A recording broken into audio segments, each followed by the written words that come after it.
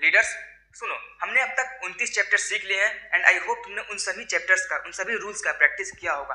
आज हम सीखने वाले हैं चैप्टर 30 जो कि है don't touch a cliche with a 10 foot pole. देखो यार, यह एक मुहावरा है, ठीक है, और इसका मतलब होता है कि किसी भी व्यक्ति या किसी भी चीज से नजदीकी रिश्ते में ना तो आना चाहिए ना ही जुड़ना चाहिए।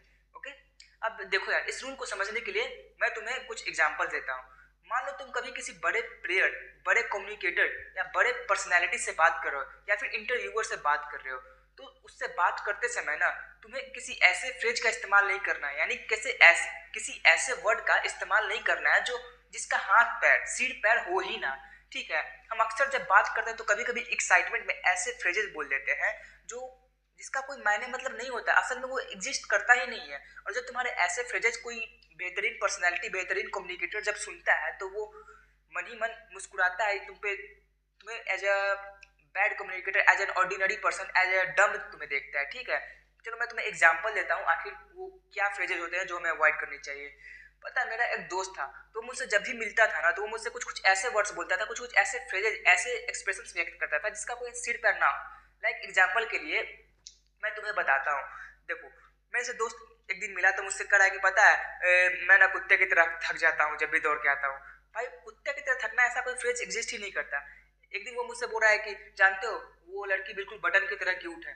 अरे भाई, बटन की तरह क्यूट है ऐसा कोई फ्रेज एग्जिस्ट ही नहीं करता, तुमने बस जो दिमाग में आया उसे बोल दिया।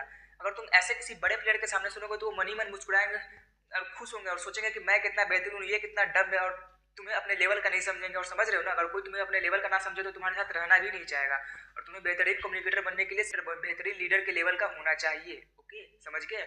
सो avoid bad phrases, always use good phrases and original phrase, यानी कि जो ओरिजिनल वर्ड है, फ्रेज है, उसी का इस्तेमाल करो। लाइक कहावत है नाचे न जाने अंगन टेढ़ा, ये बोलोगे तो सुटेबल है, लेकिन अगर तुम ये बोलते हो कि नाचे न जाने दिमाग टेढ़ा, ये कहाँ से सूट कर रहा है? या फिर तुम ऐसे बोल सकते हो कि जितना चादर उतना पैर फैलाए, ये एक सही फ्रेज है, लेकिन तुम ऐसे थोड़े बोल सकते हो कि जितना तकिया उतना पैर फैलाए, इसका कोई सेंस निकल रहा है। तो तुम्हें हमेशा सेंसिबल फ्रेज, सेंसिबल मुहावरे बोलना है। लेकिन अगर तुम्हें मुहावरों का अर्थ, मुहावरे नहीं मालूम है तो तुम्हें वो मुहावरा यूज करना ही नहीं है बेहतरीन कम्युनिकेटर या किसी इंटरव्यूअर के सामने, समझ गए?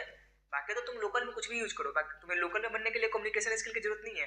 तुम्हें लीडर बनने के लिए, तुम्हें एज अ टॉप मैन बनने के लिए कम्युनिकेशन स्किल की जरूरत है। इसलिए जब भी कोई फ्रेज का इस्तेमाल करो तो अपने फ्रेज, अपने वर्ड्स, अपने उच्चारण, अपने जो अंदाज है उसको चुनो। ठीक है, और हाँ, कभी भी मन गढ़ंत फ्रेज मत बनाना, वही फ्रेज यूज करना जो ओरिजिनल है, जो एग्जिस्ट करता है, जिसे सुनने के बाद हाँ दिमाग में उसका आंसर, उसका मतलब सामने आता है। समझ गए?